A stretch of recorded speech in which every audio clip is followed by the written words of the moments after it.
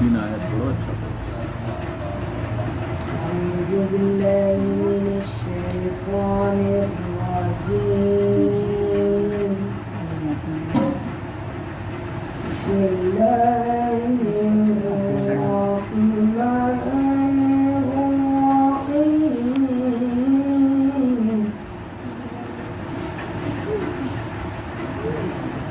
يا أيها الناس اعبدوا ربكم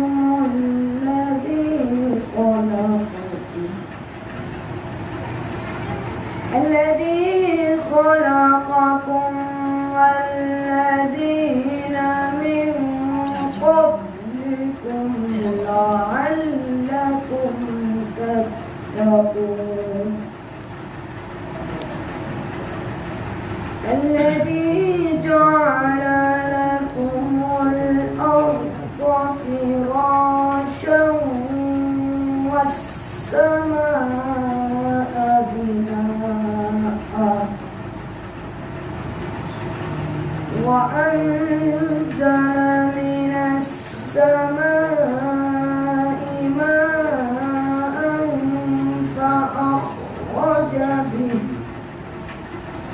فأخرج به من الثمرات رزقا لكم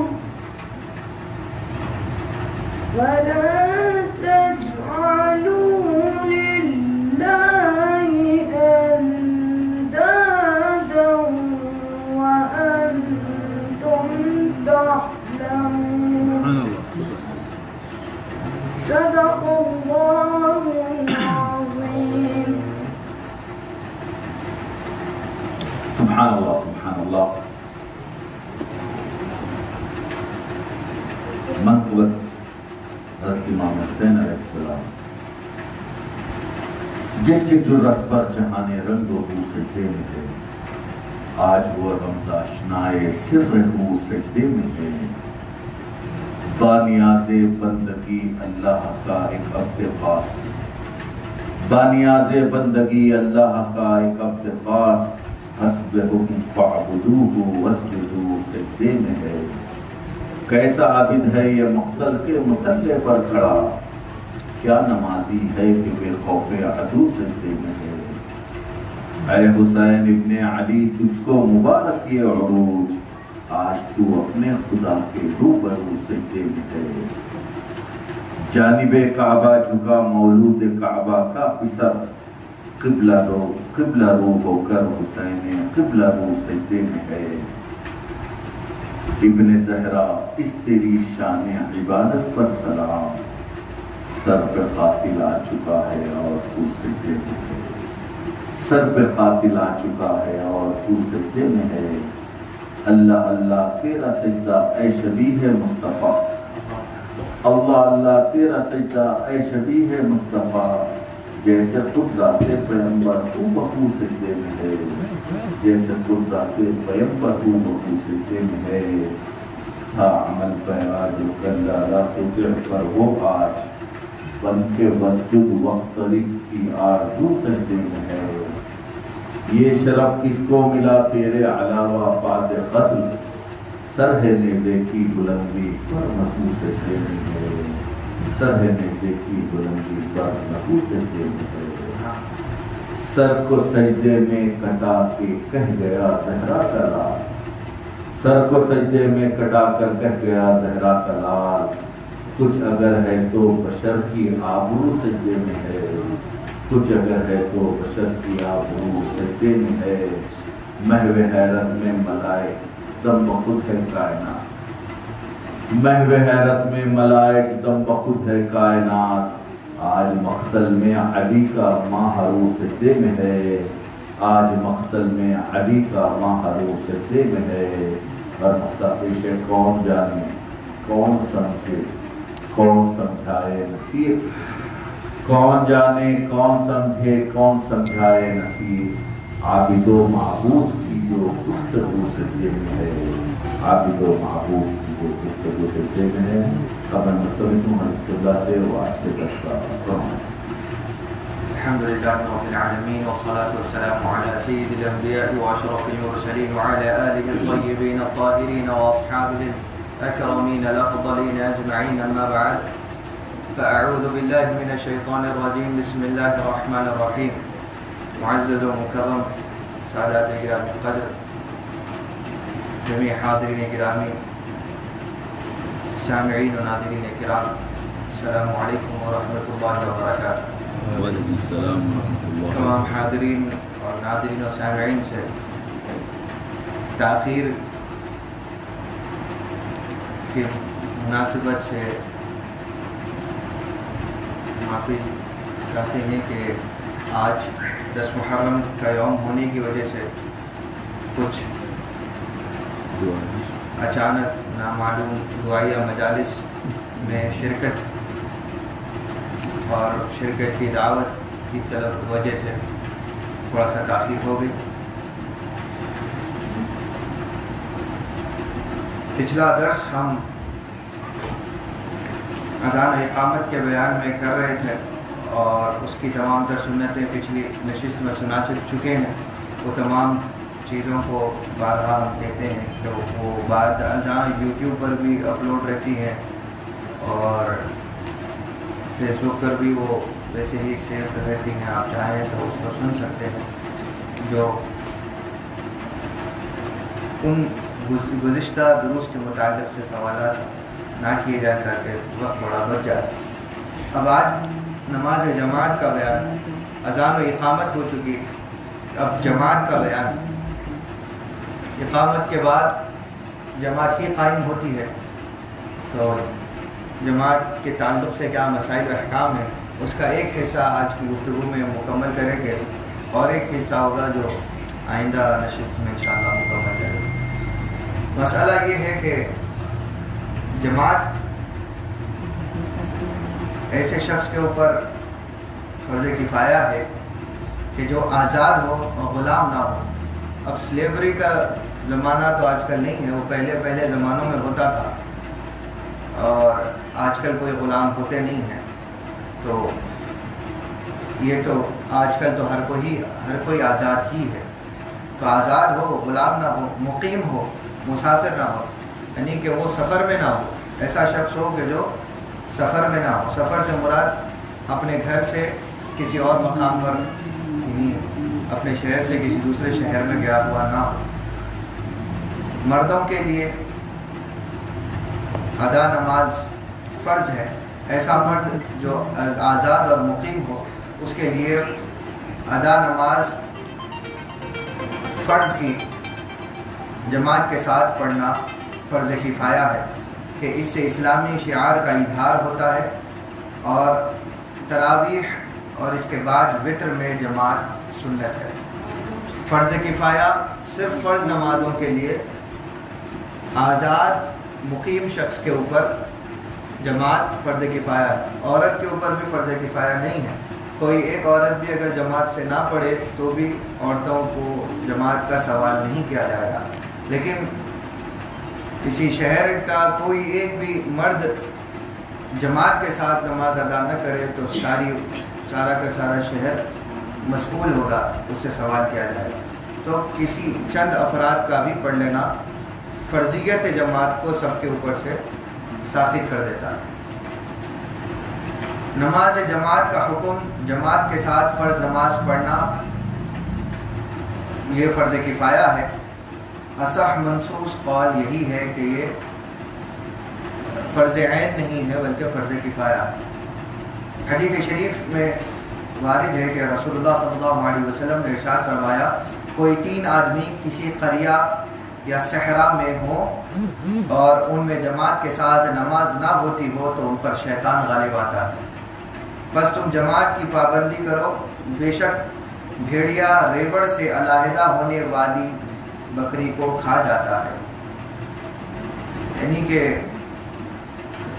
حدیث پاک میں حضور صلی اللہ علیہ وسلم نے فرمایا، چاہے کوئی قریہ ہو، کوئی گاؤں ہو یا کوئی بستی ہو، اگر وہاں پر جماعت کے ساتھ نماز نہیں ہوتی ہے، ایک بھی جماعت نہیں ہوتی ہے، تو وہاں کے لوگوں کے اوپر شیطان غالب ہو جاتا ہے. جماعت سے نماز پڑھنے کی اتنی اہمیت ہے اگر چند نے پڑھ لی باقیوں کو جماعت نہیں بھی ملی تو بھی فرضیت ختم ہو جاتی ہے۔ اب یہ جماعت کی پابندی کرنے کا حکم اسی لیے حضور نے فرمایا کہ بھیڑیوں کو دیکھا جائے تو جو بکری ریوڑ میں سے جھنڈ میں سے علیحدہ ہوتی ہے اسی پر حملہ کرتا ہے اور اس کو کھا جاتا ہے۔ جب تک کہ بکریاں جھنڈ میں چل رہی ہیں، ریوڑ میں ساتھ میں چل رہی ہیں، تب تک بھیڑیا حملہ بھی نہیں کرتا۔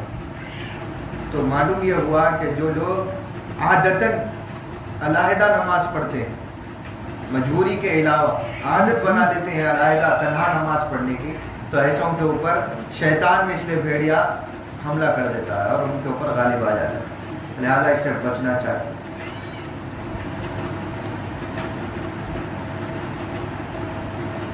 ایک اور روایت میں یہ الفاظ کا اضافہ بھی ہے کہ اور انسان کا بھیڑیا شیطان ہے، جب وہ تنہا ہوتا ہے تو اسے کھا جاتا ہے، یعنی کہ انسان کا بھیڑیا کون ہے؟ شیطان ہے۔ اگر انسان تنہا نمازیں پڑھنے کی عادت ڈال لیتا ہے تو اس پر شیطان حملہ کرتا ہے اور اسے کھا جاتا ہے۔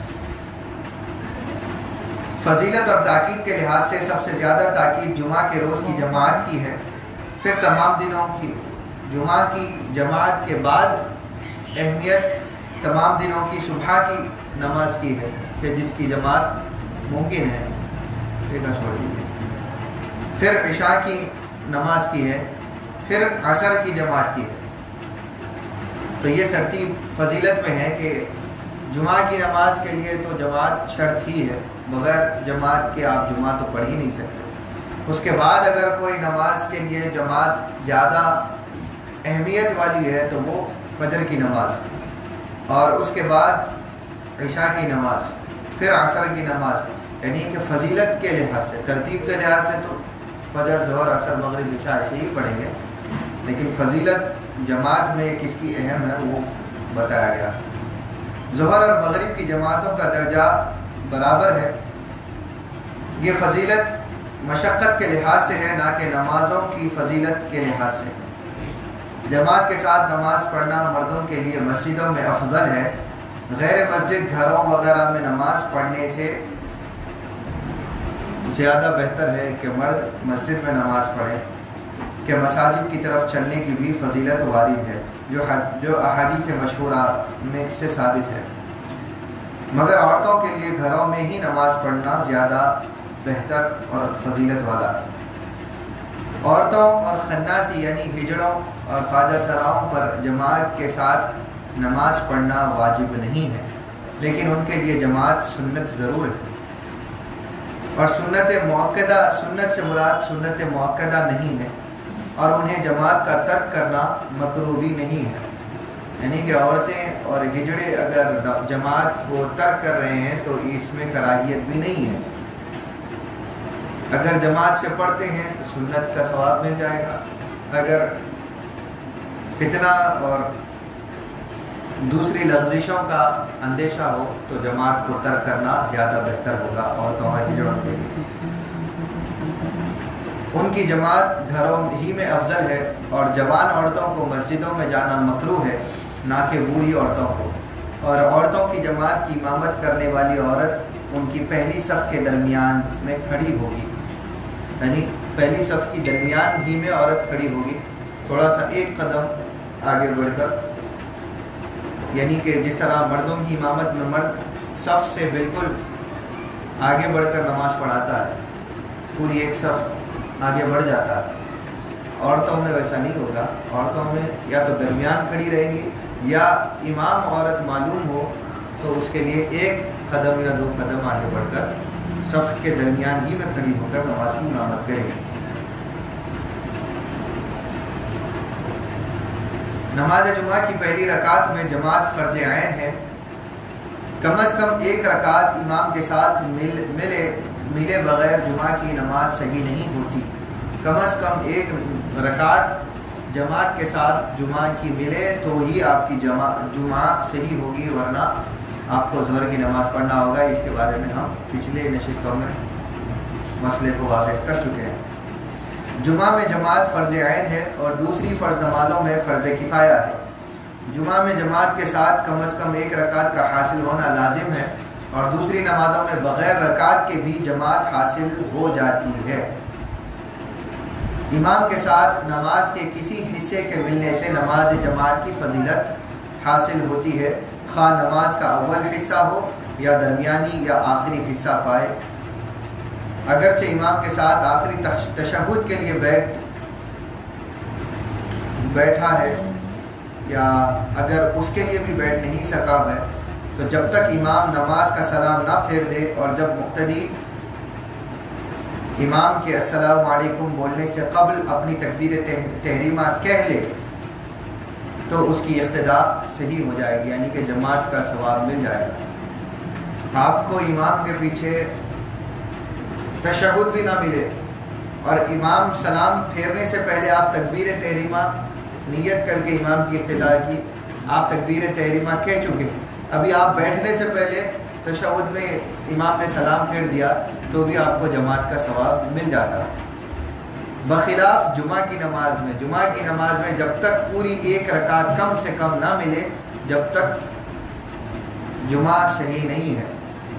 اگر آخری رکعت کی جمعہ کی نماز میں آخری رکعت کی کا رکوع بھی آپ سے چھوٹ جائے تو پھر آپ کو ظہر کی نماز پڑھنی ہوگی، چاہے وہ آپ امام کے پیچھے کیوں نہ ہو۔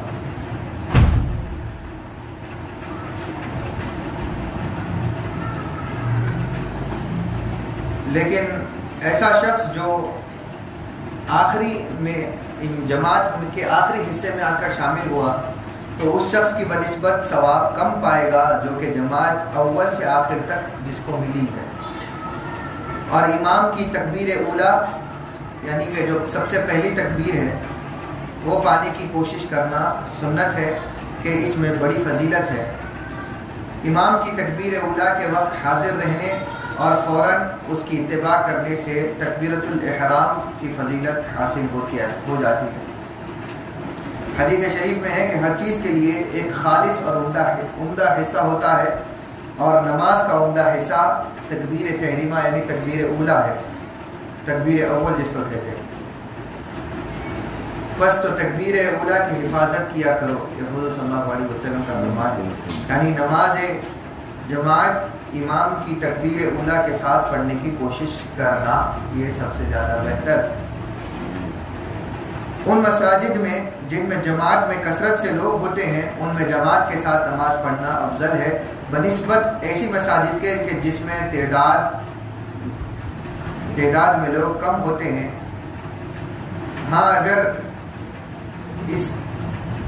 اس کے کثیر تعداد والی مسجد کا امام فاسق یا مبتدع یعنی کہ بدعتی ہو، یا قلیل تعداد والی مسجد میں نہ جانے کی وجہ سے قریب کی مسجد یا اس سے دور کی مسجد معطل ہو جانے کا اندیشہ ہے تو ایسی مسجد میں نماز پڑھنا زیادہ افضل ہے۔ یعنی کہ بتایا یہ جا رہا ہے مسئلہ کہ جس مسجد میں زیادہ تر لوگ سب سے زیادہ لوگ جمع ہوتے ہوں ویسی مسجد میں جماعت کے ساتھ نماز پڑھنا زیادہ بہتر ہے۔ ایسی مسجدوں میں جہاں پر چھوٹی چھوٹی جماعتیں ہوتی ہیں یا 1-2 صف ہوتی ہیں تو ویسی مساجد کو کے اعتبار سے کثرت سے جانے، جیسے جامع مسجد میں نماز میں لوگ کثرت سے ہوتے ہیں، ان کی تعداد چھوٹی چھوٹی مساجد کی نسبت سے زیادہ ہوتی ہے تو وہاں پر نماز پڑھنا زیادہ بہتر ہوتا ہے۔ لیکن اگر چھوٹی مسجد میں اگر نہ جانے سے وہ مسجد کے معطل ہو جانے یعنی پوری طریقے کے ساتھ وہاں پر جماعت کے نہ ہونے یا مسجد کے بند ہو جانے کا اندیشہ ہو یا خوف ہو تو ایسی صورتحال میں ان چھوٹی مساجد میں نماز پڑھنا بھی بہتر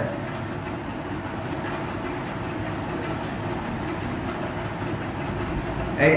یا اگر جامع مسجد یا کوئی بڑی زیادہ لوگ جس بھی مسجد میں جمع ہوتے ہوں اس مسجد کا امام تیز قرأت پڑھتا ہے اور مقتدی سست پڑھنے والا ہو کہ اس کے ساتھ سورہ فاتحہ بھی نہیں پڑھ سکتا، یا قرأت اتنی طویل کرتا ہو کہ لوگ ملال میں پڑ جاتے ہوں اور مقتدیوں کے برداشت کے باہر ہو، یا اس کی وجہ سے نماز کا خشوع و خضوع ختم ہو جاتا ہو تو قلیل جماعت والی مسجد میں جماعت کے ساتھ نماز پڑھنا بہتر ہے۔ اگر بڑی مساجد میں امام کی قرأت بہت طویل ہو جاتی ہو یا بہت ہی زیادہ تیز ہوتی ہو کہ مقتدی سورہ فاتحہ بھی نہیں پڑھ سکتا، یا اتنی طویل قرأت ہوتی ہو، اتنی لمبی جماعت ہوتی ہو کہ جس میں پیچھے کھڑے ہوئے مقتدی تھک جاتا ہے یا ملال میں پڑ جاتا ہے، تو اسی صورتحال میں بھی چھوٹی مساجد میں خشوع و خضوع کے ساتھ اگر نماز ہو جاتی ہے تو وہاں پر پڑھ لینا بہتر ہے۔ بدعتی اور فاسق کے پیچھے نماز مکروہ ہے، اور اگر اس جماعت کے سوا کوئی دوسری جماعت نہیں مل سکتی جس جماعت کا امام بدعتی وغیرہ ہے، تو اس جماعت کے ساتھ نماز پڑھنا تنہا نماز پڑھنے سے افضل ہے۔ کسی نے اگر اپنے گھر میں اپنی بیوی بچوں کے ساتھ یا بیوی کے ساتھ یا بچوں کے ساتھ یا اپنے خادم اور دوستوں کے ساتھ نماز پڑھی تو جماعت کی فضیلت حاصل ہو جائے گی، لیکن مسجد میں جماعت کے ساتھ نماز پڑھنے کے برابر ثواب نہیں ملتا۔ فرض نماز کا اعادہ یعنی دوبارہ پڑھنا یا دہرانا دوسرے شخص کے ساتھ اندرون وقت سنت ہے۔ نماز کے وقت کے اندر ہی اگر نماز کو دہرایا جا رہا ہے تو یہ سنت ہے۔ تنہا یا جماعت کے ساتھ اعادہ کر سکتا ہے اگرچہ کہ وہ نماز اس کے ساتھ پڑھی گئی ہو، یعنی تنہا پڑھنے والا شخص یا جماعت کے ساتھ اعادہ کر سکتا ہے جب تک کہ وہ نماز اس نے ان تمام افراد کے ساتھ ہی پڑھی ہو۔ اعادہ کی گئی نماز نفل مطلق ہو جائے گی کہ اگر پہلی جو نماز پڑھی ہے وہ فرض نماز تھی، اسی کو دہرا رہا ہے تو پھر یہ دہرائی گئی نماز نفل مطلق کہلائے گی۔ اور اعادہ ایک ہی دفعہ کسی بھی نماز کا دہرانا ایک ہی مرتبہ سنت ہے، زیادہ دہرانا صحیح نہیں ہے۔ اعادہ کی درستگی کے لیے یعنی نماز کے دہرانے کی درستگی کے لیے وقت کی شرط ہے، اگرچہ کہ ایک رکعت کے لیے ہو، مگر جماعت شروع سے آخر تک ہوگی، یعنی پہلی رکعت سے آخری رکعت تک نماز دہرائی گئی نماز بھی جماعت کے ساتھ پڑھے گا، لیکن وقت کے اندر پڑھنا زیادہ اہمیت کا ہے۔ اگرچہ کہ ایک رکعت مل گئی تو بھی نماز کے دہرانے کا ثواب برابر مل جائے گا۔ اعادہ کی نماز میں جماعت کے لیے شرط یہ ہے کہ پہلی نماز صحیح ہو اور ایسے شخص کے ساتھ پڑھے جو دہرانے کو جائز یا مندوب تصور کرتا ہو، تو اسی کے لیے نماز کو دہرایا جائے گا۔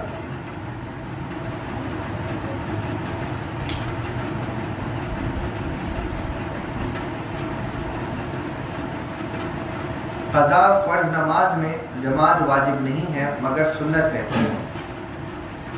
اس شرط کے ساتھ کہ امام کی قضا نماز اور مقتدی کی نماز ایک ہو، ورنہ خلاف اولا ہے، جیسا کہ ادا نماز پڑھنے والا قضا نماز پڑھنے والے کے پیچھے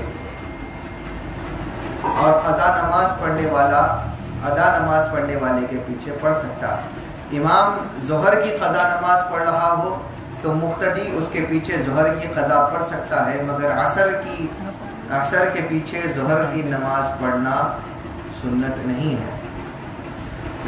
سنت نہیں ہے، لیکن علماء کا متأخرین کا اس بات پر اتفاق ہے کہ شافعیہ کے یہاں پر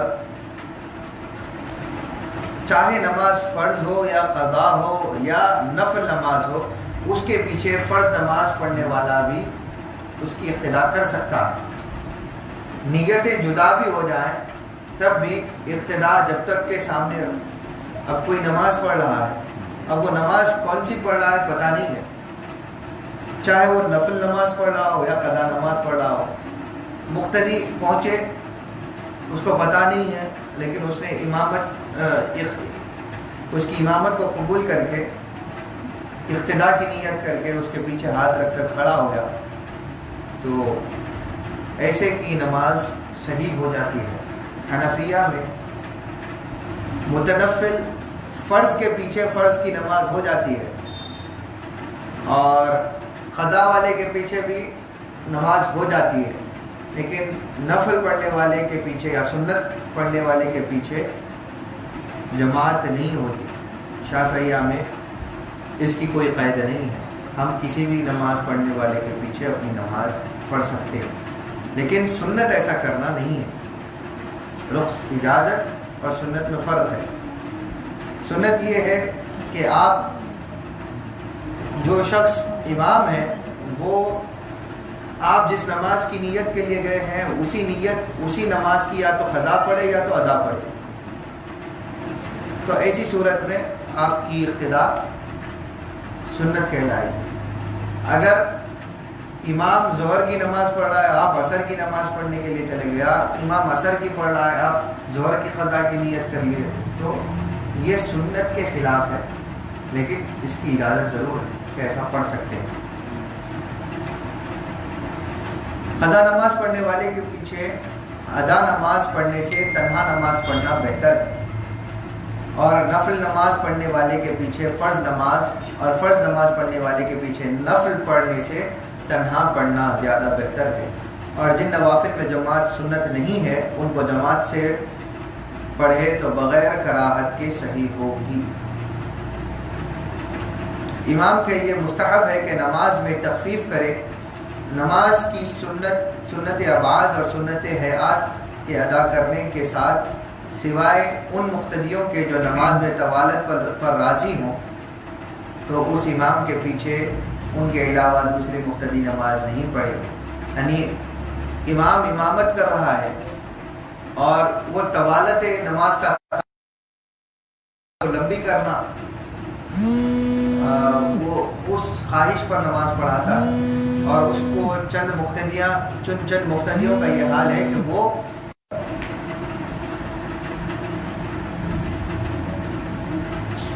امام کو اگر رکوع میں یا آخری تشہد میں یہ محسوس ہو کہ کوئی شخص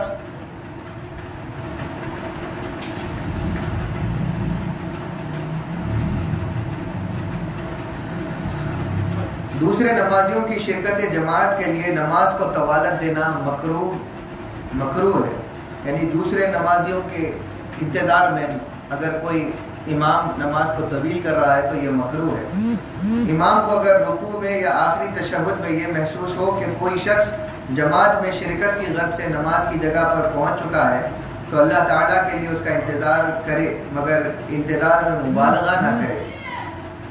یعنی کہ حد سے زیادہ انتظار کرنا یہ مکروہ ہوتا ہے. اور جماعت میں شرکت کرنے کے لیے آنے والے اشخاص کے درمیان کوئی امتیاز برتنا یہ بھی مکروہ ہے, ورنہ نماز اس سے صحیح نہیں ہوتی زیادہ انتظار کرنے سے. نماز جماعت میں شرکت کرنے والے کی محبت اور دوستی میں انتظار کرنا حرام ہے. یعنی کوئی دوست ہے آپ کا, اس کی خاطر آپ امام ہے, امامت کرنے میں آپ انتظار میں تھوڑا سا وقت اور طویل کر رہے ہیں کسی سے محبت کی وجہ سے, یا تو آپ کا استاد ہے یا جو ہے آپ کا بیٹا ہے یا آپ کا کوئی رشتہ دار ہے, اس رشتے کی محبت کی وجہ سے, یا دوست ہے اس کی دوستی کا لحاظ کر کے آپ ادھر نماز کو طویل کر رہے ہیں تو یہ حرام ہو جائے گا. اکیلے مقتدی کو امام کے داہنی جانب کھڑا رہنا سنت ہے, اور جب دوسرا کوئی مقتدی آئے تو وہ امام کے بائیں جانب کھڑا رہے گا, پھر امام آگے بڑھے, یا یہ دونوں مقتدی پیچھے ہٹیں اور امام کے پیچھے دونوں صف بنائیں گے. امام کے پیچھے اگر کوئی مقتدی نہیں ہے تو سب سے پہلے امام کے پیچھے امام کے ساتھ کھڑے رہنے کی صورت یہ ہے کہ سیدھی جانب کھڑیں گے. پہلا شخص سیدھی جانب کھڑے گا, پھر بعد میں اگر کوئی اور آ گیا تو وہ دائیں الٹے ہاتھ کی سمت کھڑے گا.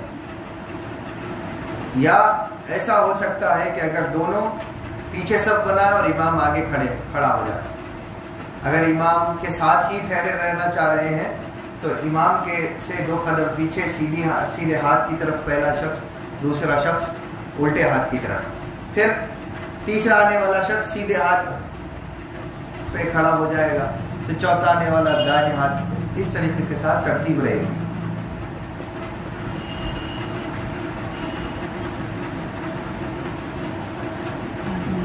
یا یہ دونوں مقتدی, اگر 2 مقتدی ہیں تو یا تو یہ پیچھے کھڑے ہو سکتے ہیں یا بازو بھی کھڑے ہو سکتے ہیں, اس میں رخصت ہے.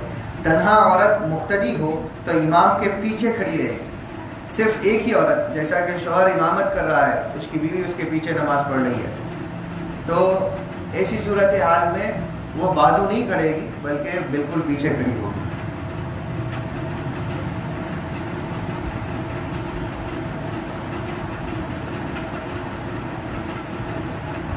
مقتدی اگر کثرت سے ہوں گھر میں یا کہیں اور مقام پر جس میں عورتیں بھی ہوں اور بچے بھی ہوں، تو طریقہ جماعت یہ ہوگا کہ امام آگے کھڑا ہوگا، پیچھے بچے کھڑے ہوں گے، ان کے پیچھے عورتیں کھڑی ہوں گی، چاہے وہ گھر ہو یا کوئی اور مقام۔ اگر صرف عورتیں ہیں تو پھر امام کے ٹھیک پیچھے کھڑی ہوں گی، امام کے داہنے آ کے جس طرح مردانہ صفیں بنتی ہیں جگہ کی قلت کی وجہ سے یا اور حاضرین کی قلت کی وجہ سے، تو جیسے داہنے اور بائیں جانب سے شروع ہو جاتی ہے صف، ویسا نہیں کھڑی ہو سکتی۔ اگر صف مردوں سے مکمل ہو جائے تو پھر خناس یعنی ہجڑے ان کے پیچھے کھڑے ہوں گے، پھر ان کے پیچھے عورتیں صف بنائیں گے۔ ہجڑے مردوں کی صف میں آ کر نہیں کھڑے ہوں، مردوں کی صف کے پیچھے ہجڑے کھڑے ہوں، اور اگر صرف ہجڑے ہیں تو امام کے ٹھیک پیچھے کھڑے ہو جائیں گے۔ ہجڑے اور عورتیں ہیں تو پہلے ہجڑے کھڑے ہوں گے پھر عورتیں کھڑی ہوں گی، اس طریقے کے ساتھ ترتیب رہے گی۔ اگر صف میں گنجائش ہے تو مقتدی کا صف سے تنہا کھڑا رہنا مکروہ ہے، یعنی کہ صف میں جگہ ہے، اس کے باوجود کوئی تھوڑا سا دور فاصلے پر کھڑا ہو رہا ہے تو یہ مکروہ ہے۔ اگر کوئی شخص تنہا کھڑا ہوا تھا یا تنہا بعد میں آیا اور وہ دور کھڑا ہو گیا تو صف باندھنے کے بعد اگر امام کو محسوس ہو کہ کوئی دور کھڑا ہو کر نماز پڑھ رہا ہے، اس کا ہاتھ اس تک پہنچ سکتا ہے، تو اس کا ہاتھ بڑھا کر صف سے قریب کر لینا امام کی ذمہ داری ہے اور یہ سنت ہے۔ جس شخص کو صف میں کھینچا گیا ہو اس شخص کی مدد بھی کرنا سنت ہے۔ اکیلے مقتدی کو امام کے داہنی جانب کھڑا رہنا افضل ہے کہ حضور اکرم صلی اللہ علیہ وسلم کا یہی ارشاد ہے، حدیث شریف میں آتا ہے کہ رحمت نازل ہوتی ہے امام پر، سب سے پہلے رحمت امام پر نازل ہوتی ہے، پھر اس کے داہنی جانب یعنی کہ سیدھی جانب جو مقتدی ہوتے ہیں ان کے اوپر، پھر جو اول شخص ہے اس کے اوپر، یعنی کہ داہنی جانب کے بعد جو پہلا آیا پھر اس کے بعد جو پہلا آیا، اس طریقے کے ساتھ ترتیب رہتی ہے، اور پھر اول صف پر امام پر، پھر امام کی سیدھی جانب کھڑے رہنے والے پر، پھر اس کے بعد جو سب سے پہلے آئے اس کے اوپر رحمت آتی ہے، پھر پہلی صف پر مکمل طور پر رحمت نازل ہوتی ہے۔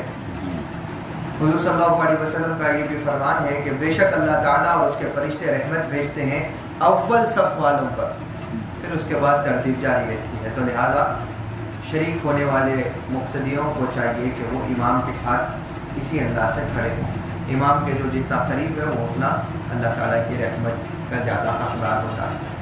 آج کے درس کو اسی مسائل پر اتفاق کرتے ہیں، اگر کسی کو درس کے متعلق سوالات ہوں تو وہ کر سکتے ہیں تاکہ ہم جلدی سے اپنے درس کے دوسرے حصے کی طرف بڑھ جائیں۔ پینچا موڑ کے نماز پڑھ سکتے ہیں؟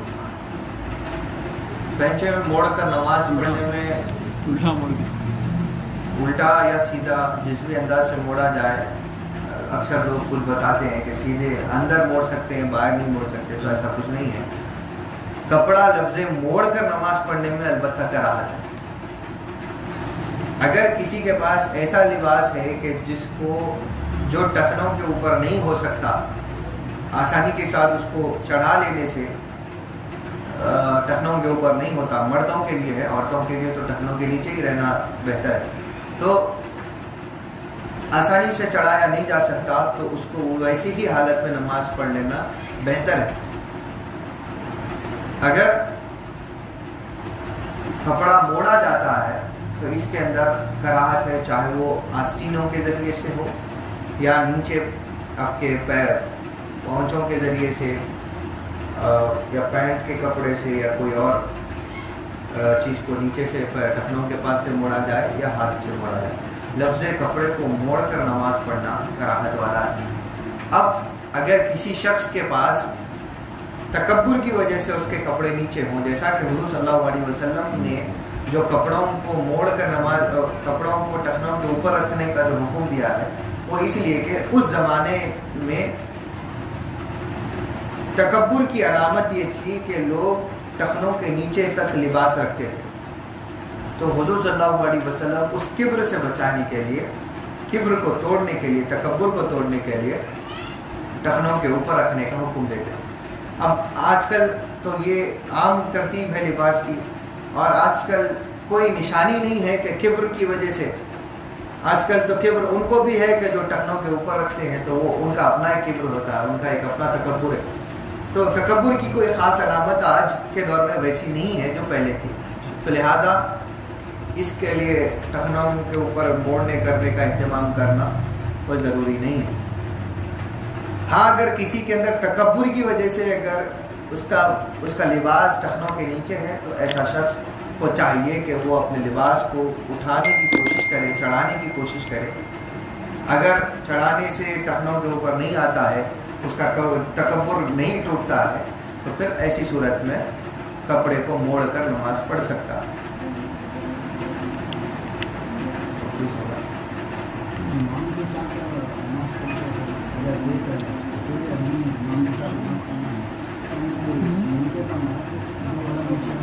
جیسا کہ ہم نے ابھی درس میں بھی بتایا کہ اگر امام کے ساتھ ایک ہی مقتدی ہو، امام ایک ہو اور ایک مقتدی ہو، دو ہی افراد نماز جماعت کے ساتھ پڑھ رہے ہیں، تو ایسی صورت میں امام کے بالکل داہنی جانب مقتدی کا ایک قدم پیچھے لے کر کھڑا ہو جانا کافی ہوگا.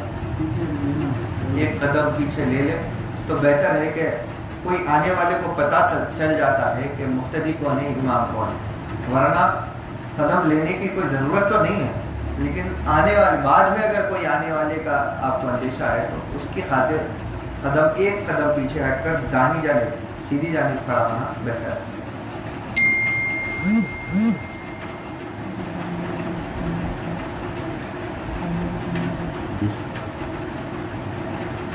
تو سوالات ہیں بھی نہیں اور وقت بھی بہت ہے، تو بہت ہوا ہے. پھر آج ہم چند باتوں پر اتفاق کر کے ہماری گفتگو کو، دوسری نشست کو ختم کرتے ہیں. کہ دوسرے نشست کے درس میں ہم تقویٰ کا بیان شروع کر چکے تھے کہ سیدنا الحبیب عبداللہ بن ابی بکر العیدروس رضی اللہ عنہ نے جو فصل تقویٰ کے بیان میں جو چیزیں ذکر کی اس کا ہم نے اجمالاً ذکر کیا. آگے فرماتے ہیں وقلعات التقوى الظاهرة والباطنة 5 قلعات رحمانیات محمدیات. فرماتے ہیں کہ تقویٰ کے چند لباس ہیں. اللہ تعالیٰ سے ڈرنے، اللہ تعالیٰ کا تقویٰ اختیار کرنا، اس کے چند لباس بھی ہیں. لباس جیسا کہ آپ کپڑا پہنتے ہیں آپ کے جسم کو ڈھانکنے کے لیے، اسی طرح بشری انسانی فطرت جو برائی اور اچھائی دونوں کے درمیان ہے، جو لغزش اور نیکی دونوں کے درمیان کا مزاج رکھنے والی ہے، اس کے اوپر اگر خدا کے خوف کا لباس پہنا جائے تو وہ آپ کو خطاؤں سے بچاتا چلا جاتا ہے. ان لباسوں، ان چیزوں کو جو اللہ تعالیٰ کے تقویٰ کے بیان میں ہیں، اللہ تعالیٰ کا جو تقویٰ کہلاتی ہیں، ان کو اللہ کا اس تقویٰ کا لباس بھی کہا جاتا ہے. اور فرماتے ہیں کہ یہ 5 لباس ہیں کہ جو رحمانی محمدی لباس تقویٰ ہیں. کہا کہ القلعۃ الاولیٰ، پہلا لباس تقویٰ کا یہ ہے، یعنی کہ وہ کپڑا نہیں ہوتا. تقویٰ کے لباس سے مراد، تقویٰ کی خلعت سے مراد ایک کپڑا نہیں ہے، یہ ایک عمل ہے. اور وہ لباس کیا ہے کہ فرمایا لباس الاعضاء بامتثال الاوامر واجتناب المناہی، کہ وہ لباس اعضاء ہے، یعنی آپ کے باڈی پارٹس کا لباس. وہ کیا؟ تو فرمایا امتثال الاوامر، اللہ تعالیٰ نے جن چیزوں کو کرنے کا حکم دیا ہے اس پر عمل کرنا. واجتناب المناہی، اور اللہ نے جن چیزوں سے روکے رکھا ان سے رک جانا. یہ آپ کے جسم کا، آپ کے اعضاء کا، آپ کے باڈی پارٹس کا ایک لباس ہے تقویٰ کا. اب اس میں تقویٰ کیا ہے؟ اللہ تعالیٰ نے جس چیز کا حکم نہیں دیا ہے، اللہ تعالیٰ نے کہا کہ فلاں چیز برائی ہے، اس سے رک جانا، اپنے جسم کو، اپنے اعضاء کو روک لینا ان کاموں سے، یہ تقویٰ ہے، تقوی کا لباس ہے آپ کے جسم کا۔ اور پھر اللہ تعالیٰ کے خوف سے کہ اللہ تعالیٰ کی ناراضگی کا سبب نہ بنے، یہ سوچ کر اللہ تعالیٰ کے فرمان جو اللہ تعالیٰ نے حکم اللہ تعالیٰ نے دیے ہیں ان چیزوں پر عمل کرنا، یہ لباس اعضاء میں سے آتا ہے۔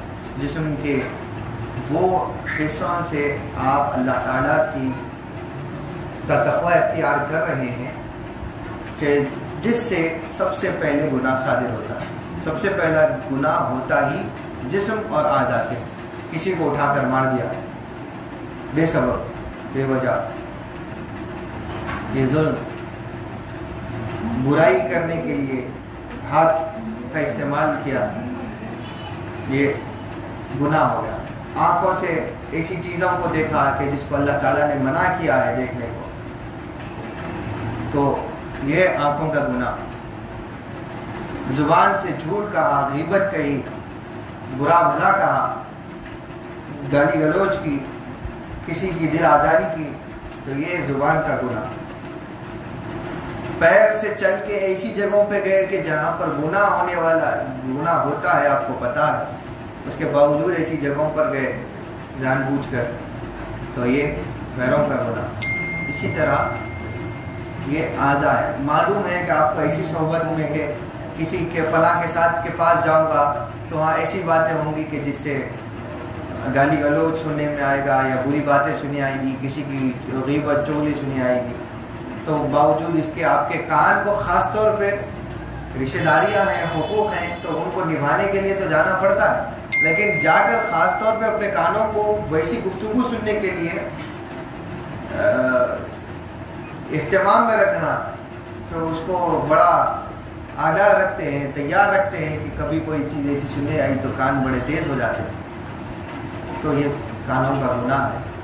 تو یہ جو اعضاء کے گناہ ہیں، پہلے ان گناہوں سے بچ جائے، پھر ان جسم کے ان حصوں کا استعمال اللہ تعالیٰ کی فرما برداری میں کریں۔ جیسے نماز کے لیے آپ کا سارا جسم ہی استعمال ہوتا ہے، اور کسی کو خیرات کرنے کے لیے، کسی کا صدقہ دینے کے لیے، کسی کی مدد کرنے کے لیے ہاتھوں کا استعمال کیا جائے۔ آنکھوں کو ایسی چیزوں کو دیکھنے کہ جس سے اللہ اور اس کا رسول یاد آئے، یا ایسی چیزیں کہ جس کو دیکھنے سے عبرت حاصل ہو، جس سے دل میں نرمی پیدا ہو، کہ جس سے دل میں لوگوں کے لیے محبت پیدا ہو، یہ آنکھوں کا لباس ہے۔ یہ سارے چیزوں کے اوپر جب آپ لباس چڑھائیں گے تو یعنی کہ اللہ نے جن چیزوں کا حکم دیا ہے کرنے کا وہ چیزیں کریں گے، اور جن سے بچنے کا حکم فرمایا ان سے بچ جائیں گے، صرف اتنا کر لیں گے، تو یہ اعضاء کا لباس تقویٰ ہے کہ جو آپ نے پہن لیا۔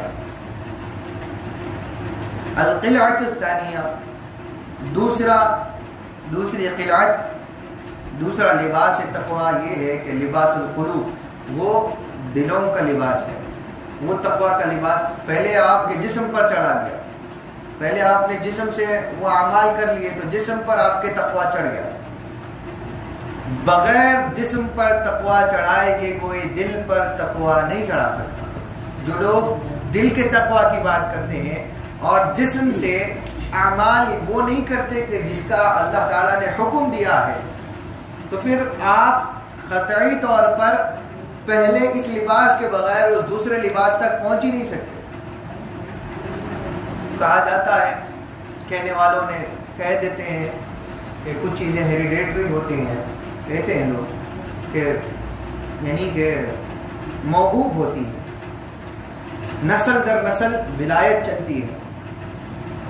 اب کیونکہ تصوف کا خاص طور پر تعلق ہی اہل ولایت کے ساتھ ہوتا ہے، تو یہ خانقاہوں کی اور خاص طور پہ حبائب و سادہ اور تمام دوسرے سادات کے لیے بھی یہ پیغام کہ سید ہو جانا آپ کو ولایت کا، آپ کے والد چونکہ اگر ولی ہوں یا آپ کے دادا تھے یا فلاں تھے ولی، تو صرف ان کی اولاد میں پیدا ہو جانا آپ کو ان نعمتوں کا حقدار نہیں بنا دیتا. ہاں وہ نعمت ولایت ضرور آپ کے اندر چلتی ہے. نعمت ولایت سادات میں کبھی ضائع نہیں ہوتی. یہ بات ذہن نشین رکھیے. نعمت ولایت ہر ایک کو عطا ہوتی ہے سادات میں. یہ فیصلہ ہمارا نہیں ہے، یہ اکابرین کے فرمودات کی روشنی میں اور اکابرین کے جو اس ابواب میں حضور کی آل کی خصوصیات کے بیان میں جو فرمان ہیں ان کی روشنی میں اور خود ہمارے اپنے بزرگوں کی روشنی میں یہ کہی جا رہی ہے کہ سادات کے اندر، اور ان سادات میں بھی بالخصوص تو سادات بعلویہ کے یہاں پر یہ بات بڑی معتبر اور معتمد اور مستند ہے کہ یہاں پر ہر نسل میں ایک کے بعد دوسری نسل میں ولایت چلتی ہے، وہی ولایت چلتی ہے، لیکن ولایت کا کو نکھارا اگر نہیں ہے تو ولایت ویسی ہی واپس چلی جاتی ہے، آگے منتقل ہو جاتی ہے، لیکن ہر کوئی ولی نہیں بن جاتا. تو ہیریڈیٹری کا جو ایک کانسیپٹ ہے ہمارے یہاں پر کہ بغیر محنت کے ولایت مل جاتی ہے، تو یہ غلط ہے. ولایت آتی سب کو سادات میں، سب سے مراد سادات میں. اوروں کو محنت کی ضرورت ہے، غیر سادات کو ولایت کے مراحل پہ پہنچنے کے لیے محنت کی ضرورت ہے. سادات وہ خود اس مقام پر رہتے ہیں، لیکن اس نعمت کو ظاہر ہونے کے لیے ان کو محنت کی ضرورت تو ان کو بھی پڑتی ہے. اگر وہ اس کو مانچے نہ، اگر اس کو وہ صحیح نہ کریں تو کبھی کچھ نہیں ہو سکتا. شریعت کی پابندی، اعمال ظاہرہ، علم، عمل، یہ تقوی اختیار نہ کیا جائے تو وہ ولایت چونکہ ہوتی ہے تو ان کی آگے نسلوں میں منتقل ہو جاتی ہے، لیکن ان کے اندر کوئی اثر نہیں چھوڑتی. تو اثر چھوٹنا، اس کا اثر آنا، اپنے آپ کو ولی بنانے کا بڑا شوق جن کو ہوتا ہے ان کو چاہیے کہ وہ عمل بھی کریں. وہ اعمال اگر اپنے بزرگوں کے جیسے نہیں کریں گے تو پھر کیا کریں گے؟ یہ کس کا فرمان پڑھ رہے ہیں؟ سیدنا حبیب عبداللہ بن ابوبکر العیدروس، کہ جن کی ولایت کے ٹنکے ان کی ولادت سے پہلے ان کے داداؤں نے بیان فرمائے تھے. صرف دیگر اولیاء و صالحین وقت کو بشارتیں ہوئی تھی ان کی ولایت کی اور ان کی سیادت اور ان کی ولایت کے سلطان ہونے پر بھی سب کو بشارتیں بہت پہلے ہو گئی.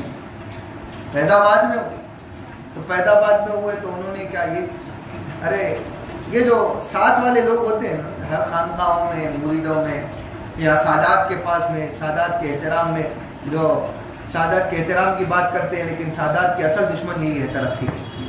کیا آپ کو کیا ضرورت ہے محنت کی؟ آپ کے اندر تو بس آیا بھائی وہ کمالات اگر باپ داداؤں کے بزرگوں کے اگر کسی ایک بچے میں چمکے تو اور اس کے اندر محنت کی ضرورت پڑی کہ چلو ان کے اندر ظاہر ہو گئے، اب ان کے اندر ان چیزوں کو ستھرا کرنے کی ضرورت ہے اور ان کے اندر ترقی کی طرف لے کر جانے کی ضرورت ہے. نہ کہ بس فلاں ہو گئے بھائی آپ تو فلاں ہے کہہ کر اس کی ترقی کو وہیں روک دیتے ہیں. وہ بیچارہ جو چیزیں ماحول میں سنتا ہے اس کے اوپر اس کا اثر پڑ جاتا ہے اور وہ اپنے آپ کو وقت کے کسی خطب و غوث سے کم نہیں سمجھتا اور یہ زندگی آگے چل جاتی. سیدنا امام حسین ان کی ولادت سے پہلے حضرت رسول اللہ صلی اللہ علیہ وسلم نے ان کی امامت و ولایتوں کا ذکر کیا ہے، ان کے درجات کا ذکر کیا ہے، لیکن پیدا ہونے کے بعد صرف میں نانا کا نواسا ہوں کہہ کر انہوں نے زندگی نہیں گزاری. امام حسین کو دیکھو تو وہ اپنے آپ میں ایک مجتہد، ان کی زندگی کو پڑھے تو ایسے جوابات، ایسی چیزیں کہ ایک مواقع پر ایسی باتیں آ جاتی کہ جب جو جواب دے دیتے قرآن و سنت کی روح سے وہ ثابت کہ جس کے اوپر پھر اس وقت کے دوسرے علماء صحابہ حرف نہیں کہہ سکتے کوئی دوسرا، ڈر کے نہیں بلکہ حقیقت میں علمی اعتراف رکھتے کہ فضیلت میں بچہ تو خون رسالت والا ہے ہی ہے، لیکن فضیلت و کمال حسبی طور پر جو محنت کر کے کمایا وہ بھی لاجواب ہے. تو محنت سے آتا. تو پہلا ہر ایک کو خزینہ یہی ہے کہ جو سیدنا عبداللہ لائدروس نے بتایا. انہوں نے اپنے بیٹے کو سیدنا حبیب ابوبکر جو قطب کبیر کہلاتے ہیں, صاحب عدن, جن کی دعا سے عدن میں دودھ کی بارش ہو گئی, جنہوں نے مردوں کو اپنی دعاؤں سے زندہ کر دیا, جن کی کرامتوں میں سے کہ امام نبھانی بیان کرتے ہیں کہ ڈوبتی ہوئی کشتی میں آپ کی کرامت سے ڈوبتی ہوئی کشتی تیرنے لگ گئی. جنگل میں آپ کو یاد کرنے والے مریدین کو آپ پہنچ گئے, روحانی طور پر آپ کی روحانی شخصیت نے گھوڑے کے ساتھ میں اٹھا کر ان کو جنگل کے باہر پہنچا دیا, وغیرہ وغیرہ. کرامتیں بہت ہیں. کرامتوں سے بزرگی نہیں آتی. بزرگی ہو تو کرامت آتی ہے, اور کرامت کو لے کر بزرگی کی دلیل بنانا یہ خطاً گستاخی ہے. سیدنا شیخ عبد القادر جیلانی رضی اللہ عنہ کا بھی غالباً قول ہے, فرماتے ہیں کہ ایک مقام پر کہ اگر جو مرید کرامتیں دیکھ کر بزرگی کا قائل ہو تو ایسے تو جادوگر بھی ایسی چیزیں بتا دیتے ہیں جو آنکھوں کا دھوکہ ہوتی ہیں, تو کیا اس کو بھی ولی مان لیں؟ ہرگز کرامت ولایت کی دلیل نہیں ہوتی. تو ولایت کیا ہے؟ کہا شریعت کی پاسداری ہو, شریعت کے اوپر عمل ہو, حقوق اور فرمودات پر عمل ہو. تو سب سے پہلا لباس پہنیے, کیونکہ حبائب کے بھی کافی آپ ہم میں بیٹھے ہوئے سادات ہیں. آپ یہی چیز آگے خود عمل کریے, آگے آگے دوسروں کو بتائیے. جس چیز کو شریعت نے پسند نہیں کیا آپ خود عمل کرنا چھوڑ دیجیے. اسی طرح اپنے دوست احباب میں بیٹھے ہیں تو اس سے روک لیجیے, ختم. آپ کا کام اتنا ہی. آپ خود جب رک کر دوسروں کو رکائیں گے تو اس کے اندر اس عمل کا جذبہ پیدا ہوگا. اگر خود عمل خلاف شریعت ہوگا تو وہ کبھی ترقی نہیں کرے گا. تو ان چیزوں کو لحاظ رکھیے کہ سب سے پہلا لباس پہلے جو اس کو سادات کو پہننا. اب غیر سادات کی کیا بات ہے, پہلے آپ کی بات. سادات جن کے اندر ولایتیں نسل در نسل, ولی ابن ولی, جو سادات کے اندر سلسلہ ہے, ولایت کے بعد ولایت. ایسے ہی سادات کو کہہ رہا ہوں کہ پہلا لباس, اور یہ میں بھی نہیں کہہ رہا, میں کتاب سنا رہا ہوں, سیدنا حبیب عبداللہ بن ابوبکر لائدروس, لباس تقویٰ پہنی, جو اعضاء کا لباس ہے. سب سے پہلا لباس, سب سے پہلی قلعت تقویٰ لباس اعضاء. اس کے بعد لباس قلوب ہے کہ بالمقامات وهي التوبة والوراء والزهد والصبر والفقر والشكر والخوف والرجاء والتوكل والرضا مع الصدق ودوام الحزن لله تعالى والتحلي بالصفات الحميدة والتخلي عن الصفات الذميمة. لباس قلوب. دوسری قلعت, دوسرا لباس لباس قلب ہے. اور یہ مقامات ہیں, یعنی کہ قلوب, قلب کا لباس, لباس مقامات کا لباس ہے, یعنی آپ کے مقامات اس میں طے ہوتے ہیں. اسپرچول آپ کا جو پاتھ وے ہے وہ ایک لیول سے دوسرے لیول کو بڑھتا چلا جاتا ہے. مقامات کا لباس, ترقی ہوتی ہے. وہی ہے توبہ, اور وہ کیا ہے؟ وہ ہے توبہ. توبہ کریں. آپ تمام جو چھوٹے ہوں یا بڑے ہوں, یہ جو سب حاضرین بھی ہیں, دائمی توبہ کریں ہمیشہ.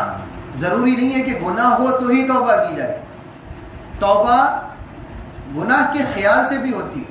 ایک ہوتی ہے توبہ عن الخطا, گناہ سے توبہ, گناہ ہو جائے تو معافی مانگنا اللہ تعالیٰ سے. ایک ہوتی ہے توبہ التوبۃ عن التخیل, کہ خیال سے بھی توبہ کر لی جائے کہ آپ گناہ تو نہیں کر رہے لیکن کبھی خیال آ جاتا ہے کہ وہ گناہ کریں گے, لیکن پھر جیسے ہی خیال آتا ہے آپ گناہ کی طرف بڑھنے کا ارادہ رکھتے ہیں کہ اچانک آپ کو یہ ہو جاتا ہے کہ نہیں اللہ تعالیٰ ناراض ہو جائے گا, نہیں کر رہا. تو جو خیال, گناہ کیا نہیں ہے آپ نے تو آپ کے اوپر گناہ تو نہیں ہو گیا, گناہ لکھا تو نہیں گیا, لیکن وہ جو خیال آیا اس خیال سے بھی توبہ. تو توبہ کے پھر اور درجات ہیں, اس کی بحث شروع کرنے تو پھر یہ الگ گفتگو ہو جائے.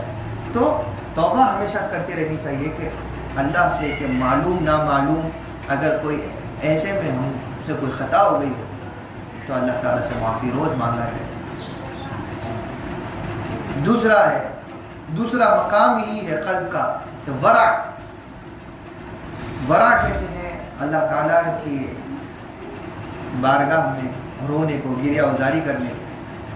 تو توبہ ایسی نہیں کہ توبہ کہتی ہو گئی, اللہ تعالیٰ کی بارگاہ میں روئیں کہ اللہ تعالیٰ کتنا نعمتوں والا ہے, اس نے ہم پر ہر سانس ایک نعمتیں ایسی دی ہیں کہ ہم جس کا شمار نہیں کر سکتے, اور اس سے چند آنسو اس کی بارگاہ میں کبھی دن بھر میں کوئی ایک حصے میں کم سے کم گرا لیں اللہ تعالیٰ کی بارگاہ میں اکیلے میں تنہائی میں کہ اللہ جو خطا ہوئی یا کوئی اگر خیال بھی آیا کہ جس سے تو ناراض ہے, یا کبھی زندگی میں ہم نے ایسے کام کر دیے جس سے تو ناراض ہے, تو اس پر معافی چاہے. رونا کثرت سے.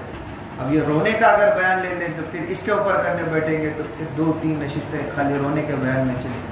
توبہ کا بیان لے لیں گے تو اقسام توبہ کے ساتھ میں سوچیں تو پھر وہ اس کی نشستیں 4-5 چل جائیں گی. تو ہم صرف اجمالاً ذکر کر رہا ہوں تاکہ آپ اتنا بھی کر لیں گے تو آگے پھر اس کے بیانات کبھی پھر دوسرے مواقع پر ہوں گے تو اس کو آپ کو اور سمجھ آ جائے گی. زہد یعنی بے رغبتی اختیار کرنا, دنیا کی چیزوں کو زیادہ پسند نہیں, اتنا نہیں کہ اللہ تعالیٰ کی اطاعت پر آپ دنیا کی چیزوں کو پسند کر رہے ہیں. نماز ہے, سامنے نعمت رکھی ہوئی ہے تو ارے پہلے نعمت تو لے لیں گے, اللہ نے بھی کہا پہلے کھاؤ اس کے بعد نماز پڑھو. اتنا پیٹ میں تو غذا ہے کہ نماز پڑھ سکتا ہے, لیکن اس کے باوجود اب وہ نعمت ایسی ہے کہ نماز کو تاخیر کرنا پسند کر رہے ہیں, تو یہ غلط ہے. درس کے لیے نماز کو تاخیر کیا تاکہ کچھ سمجھ کر اس کے بعد نماز میں کھڑے ہو رہے ہیں, تو یہ بہتر ہے کہ اللہ تعالیٰ کے حضور آگہی میں کھڑا جائے. بے آگاہ اور آگاہ شخص نماز پڑھنے میں بھی فرق ہے. جس کو معلوم ہی نہیں کہ نماز کیا ہے لیکن نماز پڑھ رہا ہے, نماز کا ثواب تو مل جائے گا, لیکن نماز کا مقصد کہاں ملے گا؟ نماز کا مقصد اس کو ملتا ہے کہ جس کو پتا ہو کہ نماز کیا ہے. اب جب آپ کو پتا چلا کہ تقویٰ یہ ہے تو آپ نماز میں کھڑے ہوں گے تو ایسی حرکت نہیں کریں گے کہ جس سے اللہ تعالیٰ ناراض ہوتا ہے. پھر اب آپ کو دوسری قلت کے بھی بارے میں بتا دیا گیا کہ وہ توبہ ہے, ورع ہے, زہد ہے, دنیا کا خیال نہیں آنا ہے. تو نماز میں آپ دنیا کے خیال نہ لانے کی پوری کوشش تو کریں گے کم سے کم. یہ پتہ ہی نہیں تھا نمازیں پڑھ رہے ہیں تو اب نماز میں کھیل کی طرف بھی ہے, ارے نماز عصر کی پڑھنے کے بعد اتنا ٹائم ہوگا افطار کے بیچ میں, اب یہ کر لیں گے وہ کر لیں گے, تھوڑا سا ایسا بات چیت ہو جائے گی, وہاں تھوڑا سا پیچھے بیٹھ کر ایسی گفتگو کر لیں گے, تھوڑا سا اپنے چہروں کو چھپا لیں گے, تھوڑا سا وہاں سے تھوڑا سا بیٹھ جائیں, تھوڑا دور ہو جائیں, تھوڑا فون میں یہ کر لیں گے, ارے وہ انسٹاگرام پہ فلاں اسٹوری ڈال دیں گے تو فلاں فلم اسٹار کا کیا ہوا, اس کی خبر نکالو, اس کا وہ ہو گیا, اس کا انہیں مر گیا, انہیں آ گیا, ارے ماتم کہاں تک پہنچا, اس کا جلوس کہاں تک آیا, اس کا کیا ہوا. یہ تمام خیالات جب آپ کو پتہ چل جائے کہ اللہ ان سے ناراض ہوتا ہے, اور آپ کو اللہ تعالیٰ کا خوف کا دوسرا لباس یہ ہے کہ آپ یہ اپنے آپ میں تحیہ کر لیں کہ اگر ہم کھڑے ہوں گے تو یہ سب چیزوں کا خیال جو ہے یہ اللہ کو ناراض کر سکتا ہے. تو یہ ڈر کر اگر ہم اللہ تعالیٰ کا تقوی اختیار کر لیں تو یہ لباس قلب ہے, اس کا ایک مقام ہے. قلب کے مقامات تو یہ سب ہیں. پھر زہد کی اگر بیان, پھر اس کو کھولنے, ایک لفظ ایسا ہے اس کو کھولنے بیٹھے تو بہت ساری باتیں نکلتی ہیں. صرف اتنا زہد تو اس کو کہتے ہیں کہ دنیا اور دنیا کی چیزوں سے اللہ تعالیٰ کی طرف پلٹ جانا, اللہ کے علاوہ دنیا کی کوئی چیز کی طرف یا اس کا خیال یا اس کی محبت نہ رہنا. والصبر, پھر مقام قلب, اور قلب کہ اس تقوی اور لباس کا ایک اور صفت یہ ہے کہ فقیری یعنی اپنے آپ کو کمتر سمجھنا. فقیری سے مراد مال جائیداد لٹانے کے ٹھہر جاؤ نماز میں، اس کو یہ نہیں بولا گیا. فقیری دل میں ہو کہ جو کچھ بھی ہو، چاہے کتنا بڑا پیسے والا ہو گیا، کتنا چاہے غریب ہو، حقیقت میں محتاج اللہ کا ہوں. غریب بھی ہوں تو محتاج اللہ کا ہوں، کسی پیسے والے کا نہیں. پیسہ دنیا کا ہے، بڑا گھر ہے، سب کچھ ہے، لیکن اس کے باوجود محتاج اللہ تیرا ہی ہوں کہ تو دیتا ہے تب تو میرے پاس آتا ہے. یہ فقیری. یہ بھی آسان الفاظ میں آپ کو سمجھا رہا ہوں تاکہ اگر دقیق سمجھانے بیٹھوں گا تو پھر آپ کو سمجھ میں نہیں آئے. 2-4 لوگ سمجھ جائیں گے، باقی سب سو جائیں گے، تو میں یہ نہیں چاہتا. وہ شکر، اس کے بعد مرحلہ ہے شکر کا. فقیری ہو اس کے بعد شکر آئے. شکر کیا؟ کہ اے اللہ جو کچھ بھی تو نے دیا ہے تیرا شکر ہے کہ تو نے دیا تو ہے، تو چاہتا تو اس سے بھی محروم رکھ دیتا. لئن شکرتم لازیدنکم، اللہ تعالیٰ نے فرمایا کہ اگر تو شکر گزار بن جائے تو تجھ پر نعمتیں اور زیادہ کروں گا. بندہ آج کا بندہ تو خاص طور پر شکر گزار نہیں. میرے ہی ماں باپ کیوں، میں ابھی تھوڑا بڑا ہو جاتا اس کے بعد میرے ماں باپ انتقال کر جاتے، میں ہی قسم پرسی کی حالت میں کیوں، میرے ہی فلاں کے ساتھ کیوں، میری ہی ایسی چیز کے ساتھ ایسا کیوں. یہ جو ناشکری ہے اس ناشکری نے تباہ کرے. تو سب سے بہترین نسخہ اہل اللہ نے کیا دیا شکر گزاری کے لیے، کہ کہا شکر گزار اگر بننا ہے تو ایسوں کو دیکھو کہ جن کے پاس وہ نعمتیں بھی نہیں ہیں جو تمہارے پاس ہیں. ایک معمولی سا چھوٹا سا ایک فون ہو آپ کے ہاتھ میں، مثال دینا چاہتا ہوں. آپ اس کو دیکھیں کہ جس کے پاس موبائل بھی نہیں ہے اور آپ کی عمر کا ہے.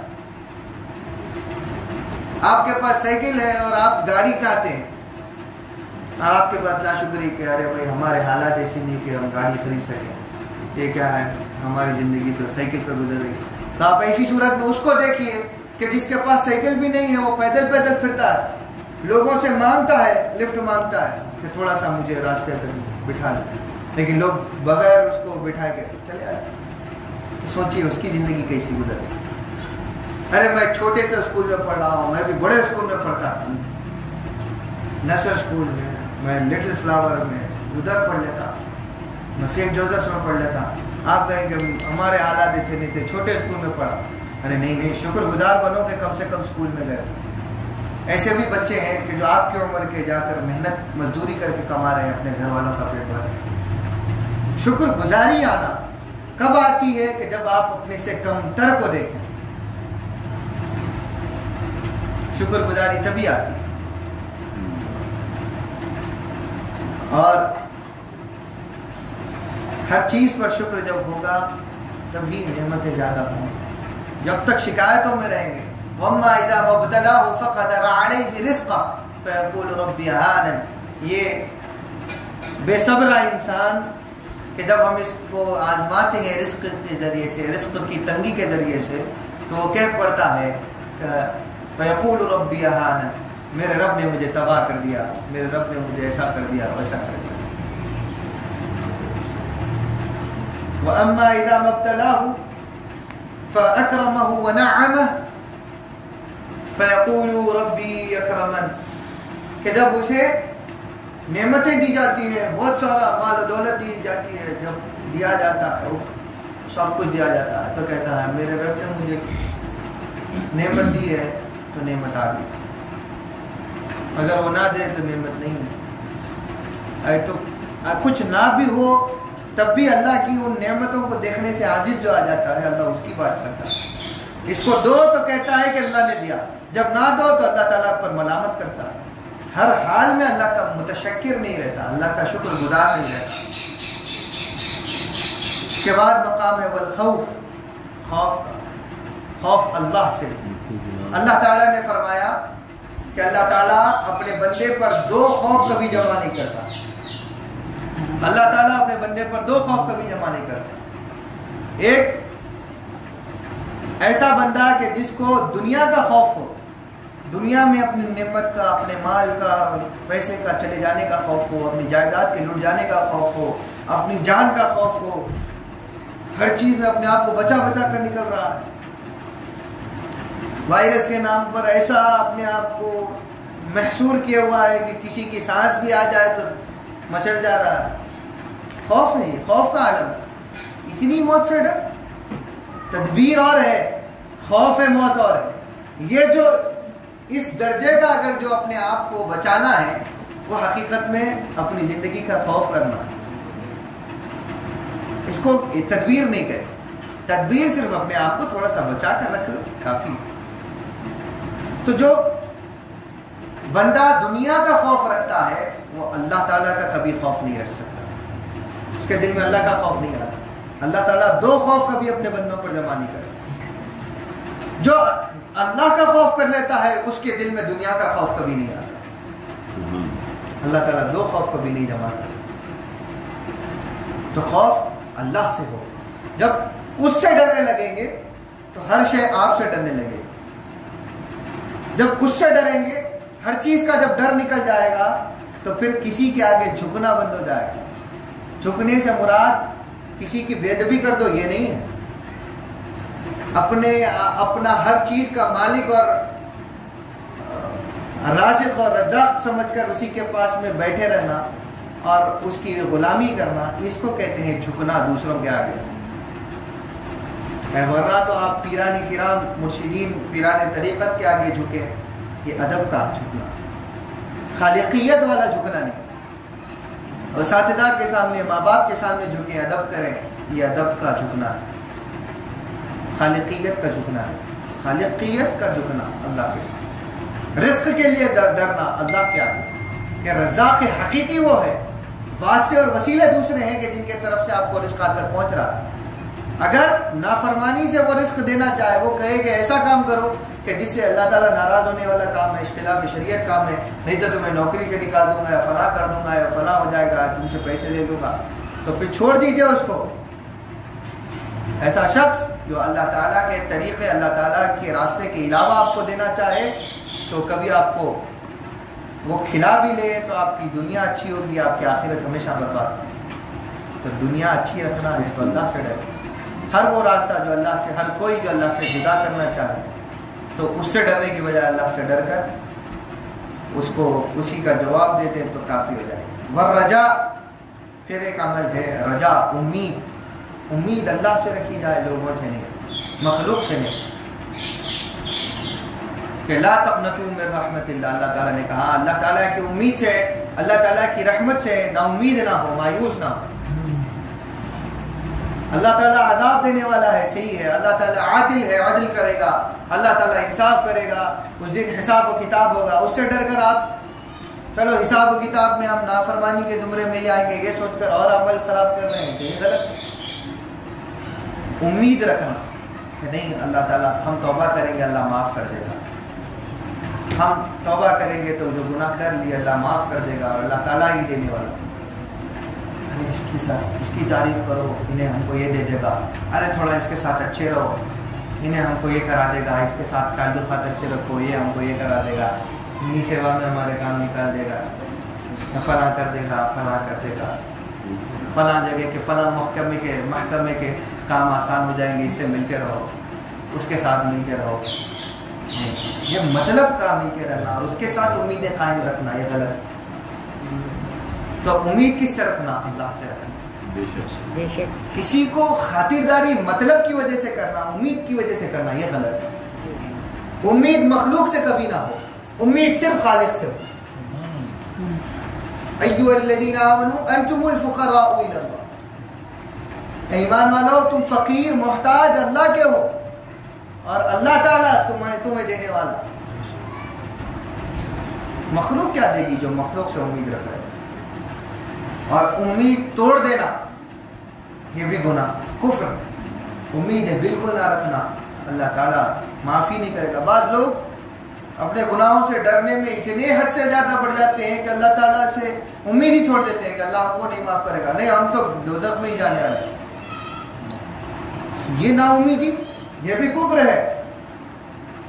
ہاں بے شک تم اپنے گناہوں کا تم خیال رکھتے ہو اور اس کا تمہیں احساس ہے تو بہت بڑی بات ہے، لیکن اللہ سے نا امید ہونا یہ اللہ تعالیٰ کی صفت رحمت اور صفت عفو و درگزری، یہ سب چیزوں کا انکار ہے اور شفاعتوں کا انکار ہے. تو لہذا امید رکھنا. الایمان بین الخوف والرجاء. ایمان کے بارے میں پوچھا گیا کہ یا رسول اللہ صلی اللہ علیہ وسلم ایمان کیا ہے؟ حضور نے ایمان کی تعریف بیان کی کہ ایمان خوف اور امید کے درمیان کی چیز ہے. نہ صرف امید رکھنے والے کو ایمان ملتا ہے، نہ صرف خوف رکھنے والے کو ایمان ملتا ہے. ایمان اور خوف دونوں رکھ کر جو برابر چلے اس کے اندر اللہ تعالیٰ ایمان قائم رکھتا ہے. والتوکل، توکل اللہ پر رکھ. نہیں ملے گا، ختم ہو گئے، دروازے بند ہو گئے، اب کیا اتنا پڑھ لیا وہ کر لیا، ابھی کچھ کاروبار نہیں ہے، کوئی راستہ نہیں ہے، باہر جانے کی کوشش کر لی کچھ بھی نہیں ہو رہا ہے، ختم، اب کچھ نہیں، بھوکا مر جاؤں گا، یہ کر جاؤں گا، سب چھوڑ دیا، توکل چھوٹ گیا. توکل اللہ پر رہے کہ یہ دروازہ بھی بند ہو گیا، یہ بھی بند ہو گیا، یہ بھی بند ہو گیا. اللہ کے دروازے کتنے آپ جانتے نہیں جانتے. وہ چاہے تو کتنے دروازے کہاں سے کیا کھول دے. واللہ یرزق من یشاء بغیر حساب. واللہ یرزق من حیث لا تحتسب.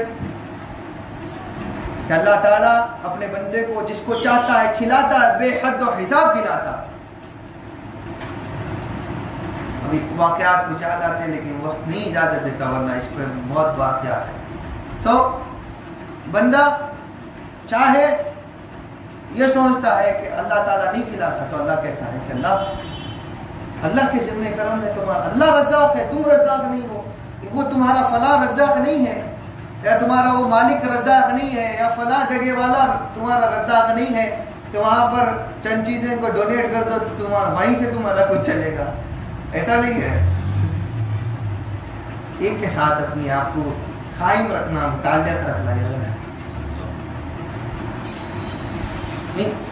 مقصد یہ ہے بتانے کا کہ کسی ایک حوالے سے اپنے آپ کو قائم رکھ کے کہنا کہ وہ کھلا رہا ہے تو میرا چل رہا ہے. آج کل ہوتی ہے بات کہیں بھی کسی کے بھی پاس، یہ کون کر رہا ہے، وہ تو بھی کھلا رہا ہے. کھلاتا اللہ ہے، وسیلہ ہے. اگر جہاں وہ وسیلہ غلط ہے تو اس کو غلط بھی کہو. اگر اللہ کے راستے میں غلط ہے تو، اللہ کے راستے میں غلط ہے تو، تمہاری نفسیات سے غلط ہے تو کہنا نہیں. جیسا کہ سیدنا علی المرتضی رضی اللہ عنہ نے ایک جنگ کے دوران میں جب آپ اپنے دشمن پر غالب آ چکے تھے اور اس کے سینے پر بیٹھ کر اس پر خنجر تلوار چلانے ہی والے تھے، کہ اس نے جب دیکھا کہ اب بچنے کا تو کوئی چارہ ممکن نہیں ہے، تو دشمن نے یہ سوچا کہ آخری میں مرتے مرتے کم سے کم علی کے چہرے پر تھوک تو دوں. تو العیاذ باللہ اس نے حضرت سیدنا علی المرتضی رضی اللہ عنہ کے چہرے مبارکہ پر تھوکا. حضرت علی رضی اللہ عنہ جو ہی تلوار چلانے ہی والے تھے، اس نے جیسے ہی تھوکا تلوار چھوڑی، ہٹ گئے اور اس کو چھوڑ دیا، آزاد کر دیا. اس پر وہ حیران ہو گیا اور اس نے پوچھا کہ مجھے تو آپ نے زیر کر دیا تھا اور عین تھا کہ آپ مجھے ختم ہی کر دیتے، آپ نے معاف کیوں کر دیا، چھوڑ کیوں دیا؟ تو کہا اب تک تجھے اللہ کی خاطر مار رہا تھا، لیکن جیسے ہی تو نے مجھ پر تھوک دیا، میرے نفس نے چاہا کہ تجھ سے بدلا لوں. اب اللہ کی راہ میں لڑتے لڑتے میرا نفس بھی شامل ہو گیا، تو اب نفس کے اوپر بات آ گئی تو چھوڑ دیا. لیکن جب تو اللہ تعالیٰ کی راہ میں پھر سے میرے سامنے آئے گا تو اب تجھے نہیں چھوڑوں. اب یہاں نفس میرا چاہتا تھا کہ تجھ سے بدلا لوں. تو اپنی خاطر اگر ہو تو یہ غلط ہے، تو بولنا کسی کو برا بھلا کہنا غلط ہے. اللہ تعالیٰ کے راستے میں ہو تو اس کو غلط کہا بھی جائے اور توکل اللہ پر رکھا جائے. زندگی دیتا وہی ہے، لیتا وہی ہے. ایمان اسی پر رہے. کوئی کسی کے اندر جسارت نہیں کہ اللہ تعالیٰ کے اذن کے بغیر آپ کی جان لے سکے. تو اللہ تعالیٰ جس کو چاہتا ہے بے حساب کھلاتا ہے. من حیث لا نحتسب، وہاں سے دیتا ہے جہاں سے گمان بھی نہیں ہوتا. توکل اللہ پر ہو، ہر چیز کے بارے میں. یہ تو رزق کی بات ہوئی، ہر اعتبار سے شفا کی بات ہو، تندرستی نعمت صحت کی بات ہو، کامیابی کی بات ہو، فراخی کی بات ہو، ہم و حزن سے نکلنے کی بات ہو، اللہ تعالیٰ پر توکل. اس کے بعد اگلا مقام والرضا، رضا، اللہ تعالیٰ سے راضی رہے، دل اللہ تعالیٰ سے راضی رہے ہر حال میں. الحمدللہ، ہر حال میں شکر ہے کہ تو نے جس حال میں رکھا بہتر، تجھ سے راضی ہوں. اگر تو مجھے اس حال میں رکھنے پر تو راضی ہے تو میں تجھ سے راضی ہوں.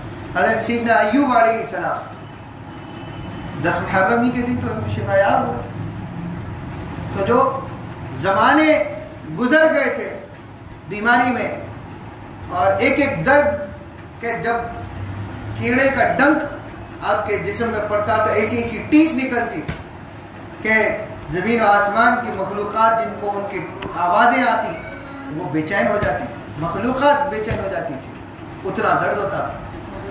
لیکن راضی. اگر اس سے پوچھا، ان سے لوگوں نے کہا تھا آپ تو اللہ کے نبی ہیں، دعا کیجیے کہ اللہ صحت دے. تو کہا اگر وہ راضی ہے کہ میں اس میں مبتلا رہوں تو میں اس سے راضی. رضا. ابراہیم علیہ السلام کو جب آگ میں پھینکا جانے لگا تو حضرت جبرائیل آئے، پوچھنے لگے کہ اے ابراہیم آپ اگر کہیں تو میں اپنے پروں سے یہ آگ بجھا دوں. تو کہا اے جبرائیل تم کیوں آئے ہو؟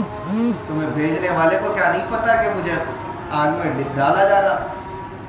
اگر وہ آگ میں ڈالے جانے سے راضی ہے تو میں اس کے رضا پہ راضی ہوں. رضا اس کو بیٹے کو کاٹنے کا حکم دیا گیا، ذبح کرنے کا، کیوں ذبح کروں؟ فدیہ دے دو بھائی، خواب دیکھا نا آج کل کے لوگ رہتے تو جلدی، ہاں بھائی ایسا خواب دیکھا جلدی فدیہ دو ختم کرو بات. اللہ کے نبی دیکھا آزمانے کے لیے کہ اللہ تعالیٰ کا وہ خواب سچا میرے لیے سچا وہی حکم ہے یا نہیں ہے. اس کے لیے تو چند فدیہ دینے کی کوشش کی لیکن دیکھا کہ نہیں، خواب نہیں رکا، سمجھ گئے کہ ہاں قربانی ہی مانگتا ہے تو قربانی دے دی. دینے کے لیے کھڑے ہو گئے. کہا کہ بیٹا سال کے بعد ایک پیدا ہوا، 80 سال کی عمر میں کم و بیش ایک بیٹا اللہ نے نوازا. اس کے بعد تو اس کو بھی ذبح کرنے کا. رضا، ہر حال میں اللہ پہ خوش رہے، چھوٹی چیز ہو بڑی چیز ہو، اچھی حالت ہو بری حالت ہو، اللہ پہ خوش رہے، راضی رہے، مقصد سچائی کے ساتھ وفاداری کے ساتھ اللہ تعالیٰ سے راضی رہنا. وَدَوَامُ الْحُزْنِ لِلَّهِ تَعَالَى، اور اللہ تعالیٰ کا غم ہمیشہ رکھنا. اللہ تعالیٰ نے فرمایا اللہ تعالیٰ دو خوف جیسے جمع نہیں رکھتا، دو غم بھی کبھی نہیں رکھتا. جس کے دل کو اللہ تعالیٰ اپنا غم دے دیتا ہے اس کو کبھی دنیا کا غم نہیں ہوتا. جس کے دل میں دنیا کا غم جمع ہوتا ہے اس کے اندر اللہ کا غم کبھی نہیں آتا. تو دنیا کا غم نکالے تو اللہ کا غم آئے گا، یا جس کے دل میں اللہ کا غم ہے تو پھر اس کو کبھی دنیا کی کوئی بھی نقصان کا غم نہیں ہوتا. تو اپنے آپ کو دوام الحزن للہ، اللہ تعالیٰ کے ساتھ حزن کو ہمیشہ باقی رکھے، غم کو باقی رکھے کہ اللہ تیرے سے دور ہوں، تیرا نافرمان ہوں، تیرا بدکار ہوں، تیرا خطا کار ہوں. غم یہی رہے کہ میں تیری فرما برداری نہیں کر سکتا. والتحلی بالصفات الحمیدہ، اور اپنے آپ کو حلاوت دے، اپنی شخصیت کو، اپنے قلب کو اچھے صفات کے ذریعے سے، اچھے اوصاف کے ذریعے سے رحم دلی آئے، لوگوں کے ساتھ حسن معاملہ ہو، حقوق ادا کرنا آئے، ماں باپ کے، والدین کے، بھائی بہنوں کے، آس پڑوس کے، دوستوں کے، ذوی القربہ رشتہ داروں کے. ایسا نہیں ہے کہ آپ کسی کے ساتھ بھی بدتمیزی کے ساتھ گفتگو کر لیں، کوئی بھی بات پر ناراض ہو جائیں جب تک کہ وہ خلاف شریعت نہ ہو. تو حقوق ادا کرنا، مرحمت رکھنا، شفقت رکھنا، نرمی رہنا، یہ اچھی صفات ہیں. ان صفات کو سمجھداری آنا، لوگوں کا خیال آنا، لوگوں کو تکلیف سے بچانا، اپنا خیال نہیں کرنا ہر جگہ، جہاں ہر جگہ اپنا خیال ہو وہ بھی بیکار. تو اچھے صفات کے ساتھ اپنے آپ کو زینت دینا، اپنے آپ کو آراستہ کرنا، اپنے آپ کو سجانا اچھے صفات کے ذریعے سے. جس طرح برتھ ڈے ہو جائے تو کوئی اچھی چیز ہو جائے تو گھروں کو سجایا جاتا ہے، میلاد آ جائے اس طرح گھروں کو سجایا جاتا ہے. اس طرح دل کا، جسم کا بہتر، جسم کا جو گھر ہے وہ دل ہے، اور تقویٰ کا دوسرا لباس ہی دل. اس دل کو سجایا جائے اچھی صفتوں کے ذریعے سے، اچھی عادتوں کے ذریعے سے، اچھی خصلتوں کے ذریعے سے. وَالتَّخَلِّ عَنِ الصِّفَاتِ الذَّمِیمَةِ، اور اس کو پاک کر لیا جائے، صاف کر لیا جائے تمام بری صفات کے ذریعے سے.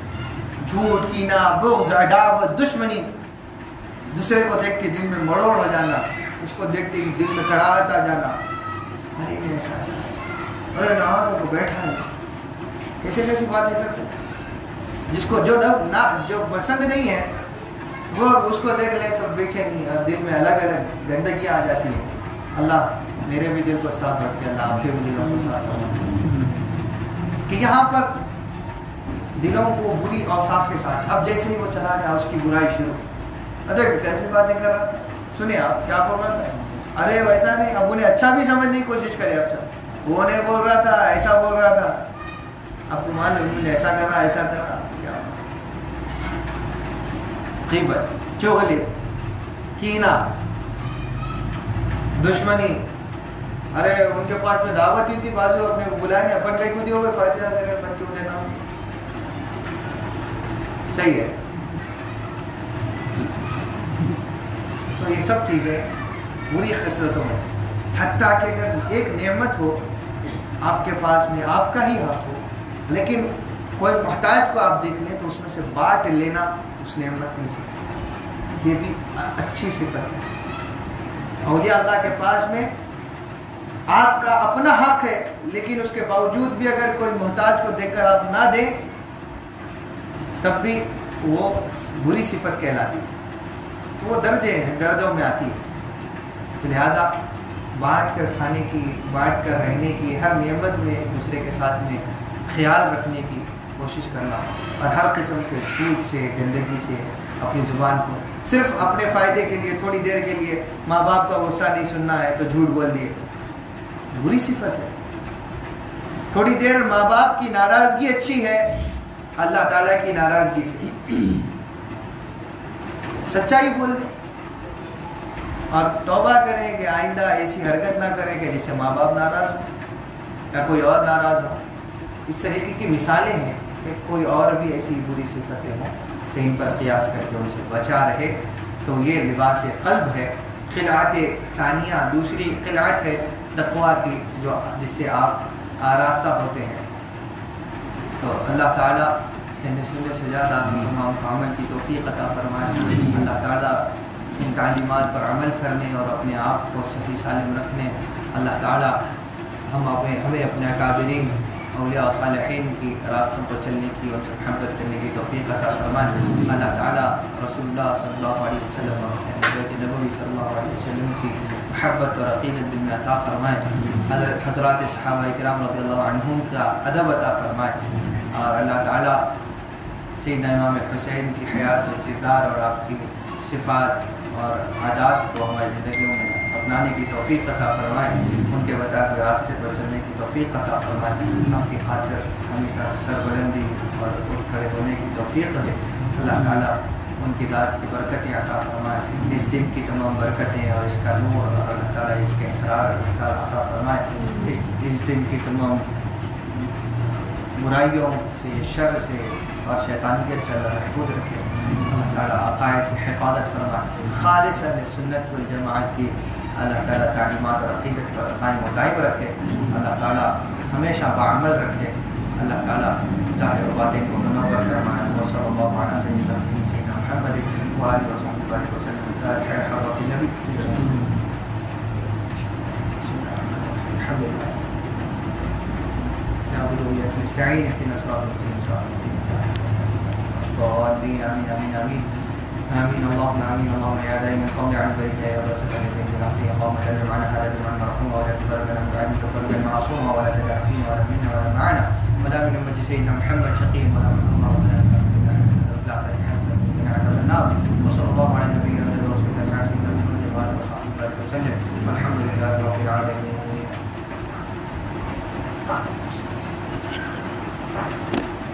بیٹا جان سے کہنا ہے